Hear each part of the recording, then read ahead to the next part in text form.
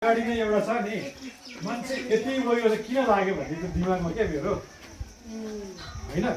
यहाँ यति भिड कि यति भिड मान्छे बस्ने ठाउँ हुँदैन क्या कहिलेको सबै आजभन्दा 15-20 वर्ष अगाडि आउँदाखेरि यो यति विकास नै भएको थियो नि कहिले धेरै राम्रो भएको त्यतिखेर पनि भिड हुन्छ नि धेरै एकदमै धेरै मान्छे त्यति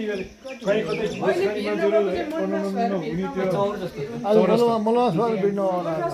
त्यो भाकलको पूजा अहिले नचढ्ने भएर भिड नभएको हाम्रो नर्मल साधारण पूजाआजा गर्नु चाहिँ हुन्छ क्या अहिले पनि नित्य पूजा गर्ने घुमघाम गर्ने यसको यो महत्त्व धेरै छ क्या होइन हामी टिकटक बनाउने भिडियो बनाउनु भन्दाखेरि पनि यसको चाहिँ महत्त्व के हो बारेमा छोटकरी भन्दैन त्यही त उहाँले अहिले विकासले भने जस्तो है एउटा उहाँले आउने बित्तिकै एउटा भाइ बोले भयो अरे क्या उहाँलाई होइन एउटा शक्ति तान्त्रिक शक्ति हो कि एउटा सम्मान शक्ति हो कि पहिलाभित्रै त्यस कारण एउटा धेरै ठुलो शक्ति भएको यो देवस्थान हो कि होइन पहिलादेखि हामी आउने भन्दा कहिले सर्दा आजसम्म यहाँ आइपुग्यो होइन अब गर्मी होला अब चिसो होला कहिले हावा बतास चल्छ धेरै प्रकृतिलाई आत्मसात गर्दा अगाडि बढ्ने त हो नि होइन हामीलाई यसलाई जीवनमा यसै यो शक्ति इम्युनिटी पावर भन्छ नि लड्न सक्ने शक्ति प्रधान यहाँबाट हुन्छ क्या हामीलाई त्यही शक्ति भयो भने स्वस्थ हुन्छ स्वस्थ भएपछि बिजनेस व्यापार हरेक चिज सफलता प्राप्त गर्ने त संसार जित्ने त हो कि होइन त्यसैले शक्तिको लागि आर्जन गर्नको लागि हामी यहाँ आउने हो कि खास चाहिँ मेन कुराहरू त्यसैले रमाइलो गर्ने यताउता भन्दाखेरि पनि आफ्नो ठाउँमा छ यसको बुझिराख्नु पनि आफ्नो ठाउँमा आयो एकदमै राम्रो छ क्या त्यही भएर कतिपय धेरै शक्ति छन् हामीलाई थाहै छैन होइन यहाँ कतिपय पहिलोपटक आउनु होला कति धेरै मान्छे म पनि पहिलोपटक प्राय सबैजना पहिलोपटक होला यो के हो हल्चले के भन्नुभयो ऊर्जा हामीभित्रबाट ऊर्जा प्राप्त एउटा शक्ति भने नि आउने क्या इम्युनिटी वास्तवमा हामी अब बिहानदेखि भनौँ न अहिले आइयो त थाकियो दौडियो अहिले खाने टाइम भयो तर भोलि लाग्यो यो एउटा शक्ति हो क्या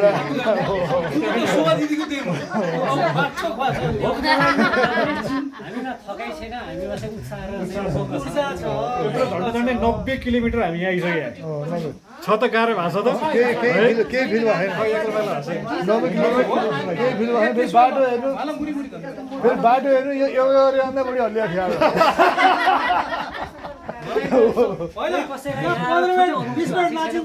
कति घन्टा नाच्यो त के अनुभव भएको छ ल भन्नु त यहाँको आफ्नो चाहिँ होइन म भन्छु यहाँ चाहिँ एकदम मलाई बाटोदेखि आउँदैन एकदम रमाइलो लाग्यो है हाम्रो नेपालको डाँडा काँडा जहाँ पनि यस्तो हरियाली रमाइलो देख्दा एकदम रमाइलो लाग्यो क्या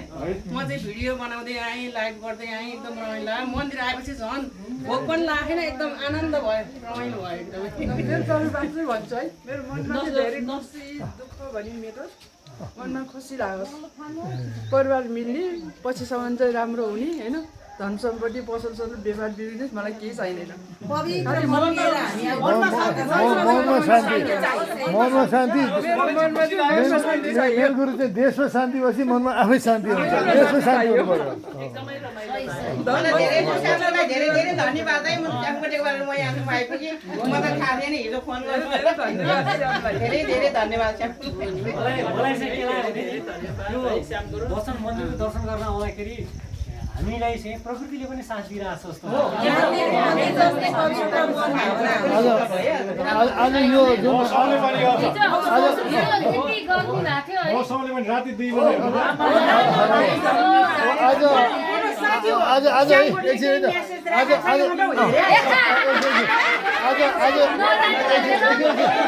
आज यो जुन आज यो सौभाग्य जुन यो वातावरण मिलाइदिनु भएकोमा श्याम गुरुलाई चाहिँ धेरै धेरै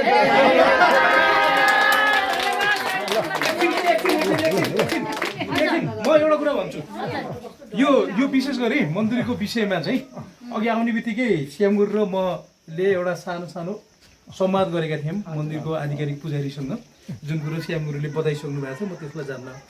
मैले बुझेको अनुसार हाम्रो पूर्वीय दर्शनमा अब होइन जुन हिसाबमा चाहिँ मलाई आफूले चाहिँ मन्त्र भन्दा नि त्यही कुरालाई रिलेट गर्नको लागि चाहिँ मैले आफैले यसो एनालाइसिस गरेको यो बलि चढ्ने मन्दिर रहेछ होइन यो चाहिँ बलिको प्रायः जसो बलि चढ्ने भनेको त के हुन्छ भने कि त कालीको हुन्छ के भनेको भैरवको हुन्छ होइन काली र भैरवको दुईटा हुन्छ भनेपछि यो दुवै नै पनि यसो अनुभव सुनाऊ अन्त गुरुआमा मेरो त दोस्रो पटक भयो मलाई त पहिला पनि रमाइलो लागेको अहिले नै अब रमाइलो लागेको छ सबैले साथ दिनको लागि दोस्रो पटक भयो नि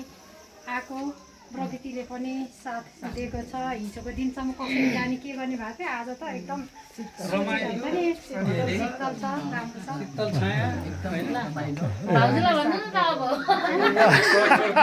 मौसम है मौसमले पनि झन्डै झन्डै यताको जा नि त मलाई पनि धेरै खुसी लागेको छ यहाँ खुट्टा दुखेको बेलामा पनि यसरी आउन पाएँ रमाइलो गर्न पाएँ भगवान्को दर्शन गर्न पाएँ भगवान्को कृपाले खुट्टा चाँडै सन्चो होस् अब भगवान्भित्र पूजा गर्नु नपाए पनि अब आज हाम्रो गर्नु हुँदैन थियो गर्नु मिलेन मनबाट पूजा गर्नु भित्र मनबाट पूजा गरेँ सम्झेँ भगवान्लाई त्यसरी सधैँभरि भगवान्ले त्यही हो र विश्वमा शान्ति फैलियोस् सकारात्मक सोच सबैमा आओस् म र मेरो भन्ने भावना हो म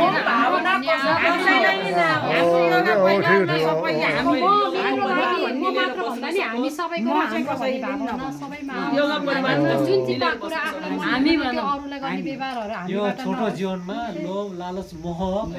ईर्ष्या सबै त्यागो हो आनन्दले जिउ अब अर्को एउटा प्रस्ताव म के राख्छु भनेदेखि अब हामी छिटो गरेर जाँदाखेरि बाटोमा पर्ने चाङ्गो नारायण पनि छिर्ने हो कि माथि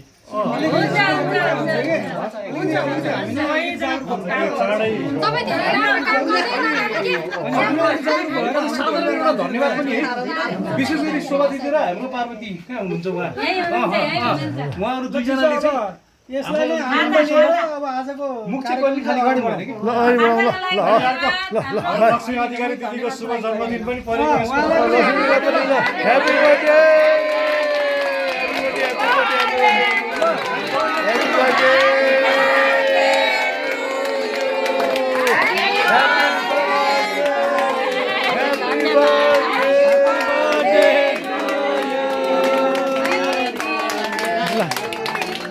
यसरी नै जोस जाँगर होइन उत्साह उमङ्ग योगामा एउटा कुरा मान्छेले यो गीत भएन त्यो गीत भएन भने कतिले भन्छ तर दिदीको नाचको पारा जहिले एउटै शक्ति डुम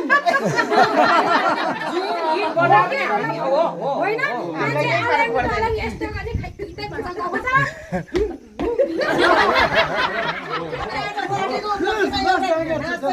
हाम्रो हरिसरको पनि त्यस्तै छ